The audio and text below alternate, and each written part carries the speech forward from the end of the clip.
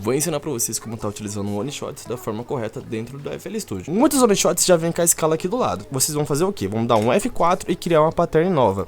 E vamos colocar aqui na playlist. Depois de ter feito isso, vamos pegar o One Shot que a gente quer e arrastar para pattern, beleza? E agora vamos fazer algumas configurações, né? Vamos clicar aqui com o botão esquerdo do mouse. Vamos tirar aqui esse Use Loop. Vamos vir aqui em Emoji, colocar Stretch. Agora vamos vir aqui na opção de Envelope. Agora, galera, vamos fazer algumas configurações aqui.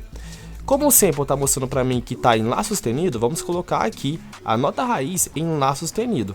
Se você não sabe identificar aqui certinho, vocês podem ir clicando com o botão direito até encontrar. Prontinho, ó, Lá sustenido. E agora, galera, vamos fazer aqui um envelope. Então vamos aqui ativar essa opção, Attack, Hold, Decay, Sustain e Release. Opcional, você pode vir aqui nessa opção e colocar aqui Cut Self. Nosso One Shot está pronto para ser utilizado.